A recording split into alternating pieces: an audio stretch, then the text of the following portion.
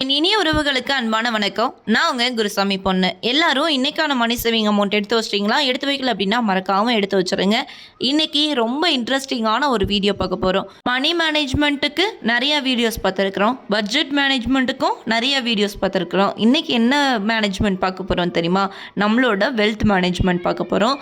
இதுக்காக 6 ஜார் டெக்னிக்கை யூஸ் பண்ணி எப்படி நம்மளோட வெல்த்தை பில்ட் பண்ணிக்கிறது அப்படின்ற மாதிரியான நிறைய விஷயங்களை நம்ம இந்த வீடியோவில் ஷேர் பண்ண போகிறோம். இதுக்கு அடிப்படை என்னன்னு தெரியுமா?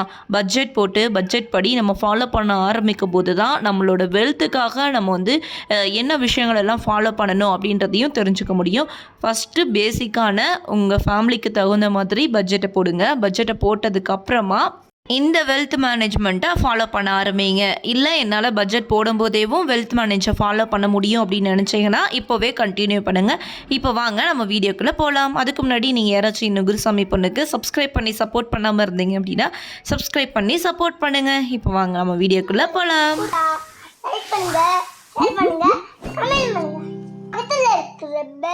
எவ்வளவு சம்பாதிச்சாலும் நம்மளோட வருமானத்துக்கு கீழே செலவு பண்ணி பேலன்ஸ் இருக்கிற பணத்தை எதிர்காலத்துக்கு எப்படியெல்லாம் முதலீடு பண்ணலாம் அப்படின்னு நம்ம யோசிக்க ஆரம்பிக்கணும்.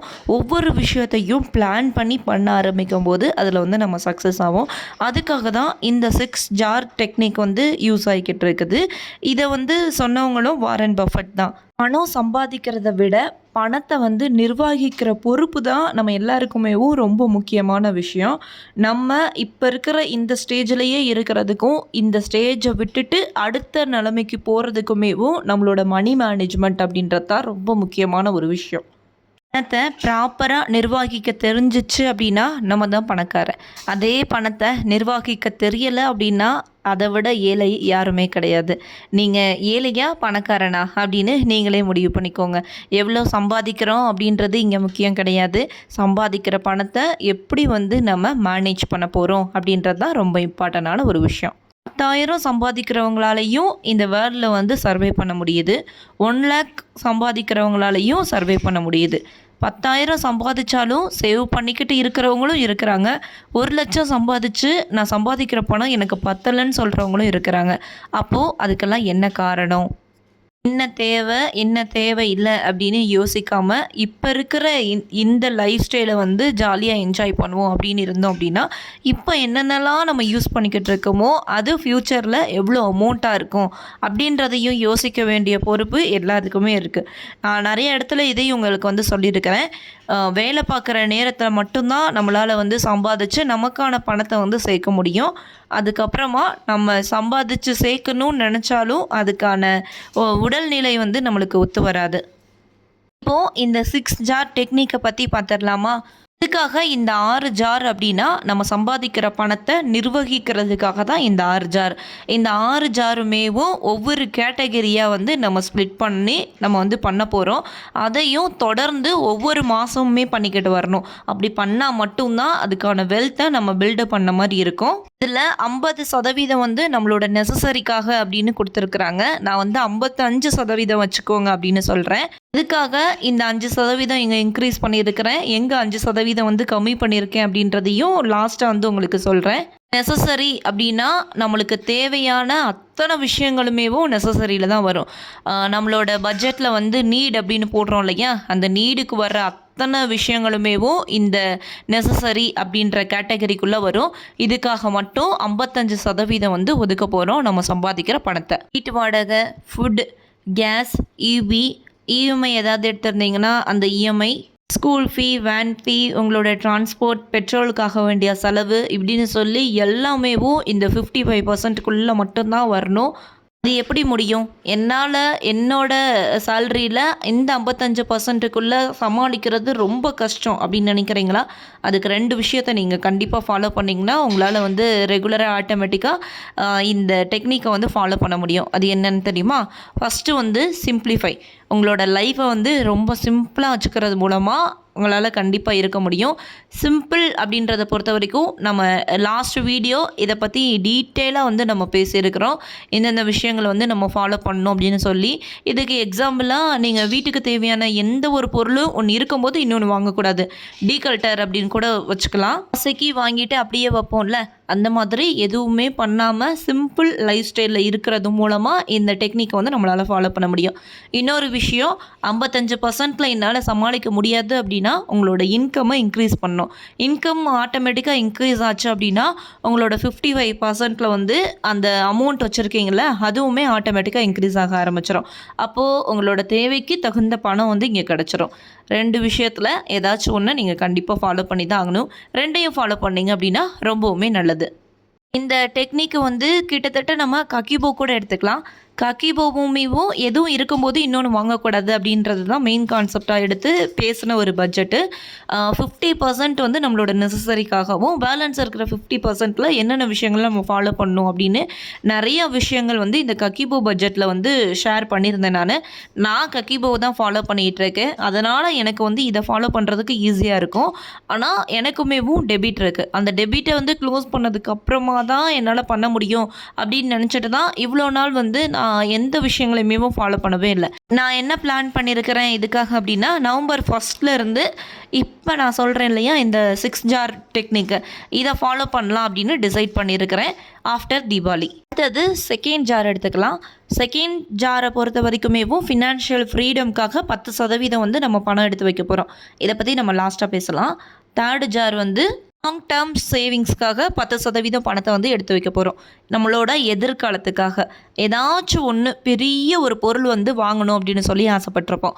எக்ஸாம்பிளுக்கு ஒரு வீடு வாங்கணும், இல்லை ஒரு கார் வாங்க போகிறேன் அப்படின்னு நினச்சிக்கோங்களேன். அதுக்கு நான் கொஞ்சம் கொஞ்சமாகவும் பணம் சேர்த்துட்டே இருக்கிறேன் அப்படின்றதுக்கு ஒரு 10% பணத்தை வந்து நம்மளோட சேலரியிலேருந்து எடுத்து வச்சுக்கிட்டே இருக்கணும். இது வந்து வீடு காரு இப்படின்றதுக்கு மட்டும் கிடையாது.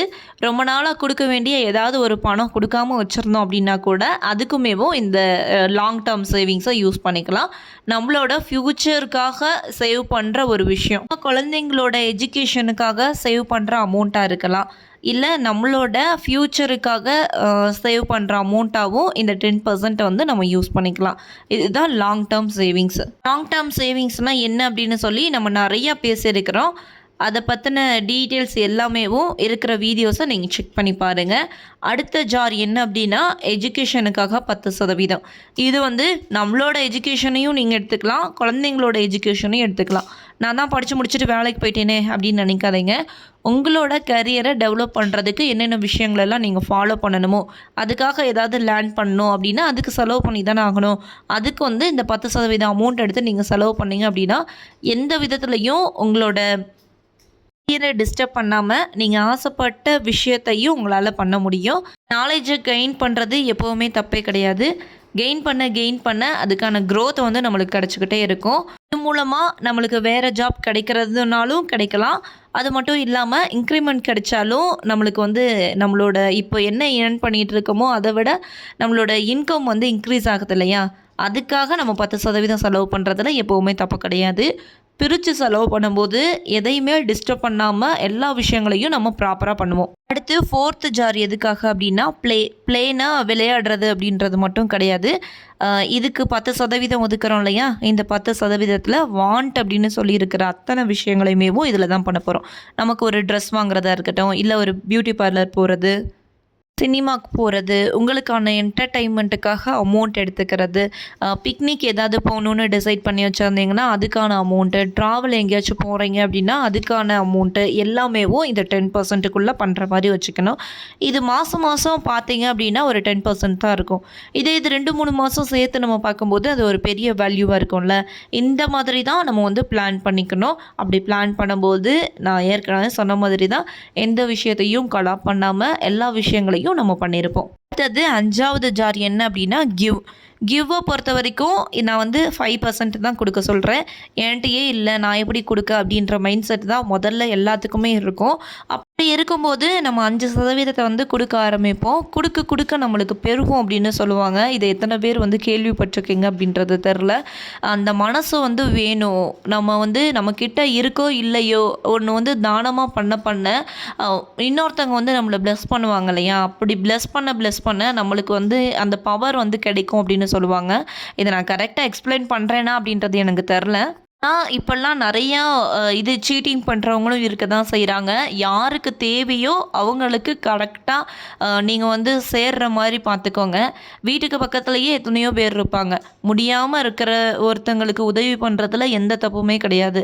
எல்லாம் முடிஞ்சும் நம்ம யாராவது உதவியை வந்து எதிர்பார்த்துருப்பாங்க இல்லையா, அவங்களுக்கு பண்ணுறது என்னை பொறுத்த வரைக்கும் தப்பு தான். இப்போ வரைக்கும் உங்ககிட்ட இந்த விஷயத்த ஷேர் பண்ணல. இப்போ இந்த டாபிக் வந்ததுனால சொல்கிறேன். நான் வந்து ஒரு 10 மாதமாக ஒரு பையனுக்கு வந்து அவனோட படிப்பு செலவுக்காக எங்களால் முடிஞ்ச ஒரு 1000 ரூபாயை வந்து கொடுத்து ஹெல்ப் பண்ணிகிட்ருக்கோம். அவங்களோட சிச்சுவேஷன் எப்படி அப்படின்னா, கோவிட் டயத்தில் அப்பாவும் அம்மாவும் இறந்துட்டாங்க. அவங்கள படிக்க வைக்கிறது அவங்களோட மாமாவும் அத்தையும் தான்.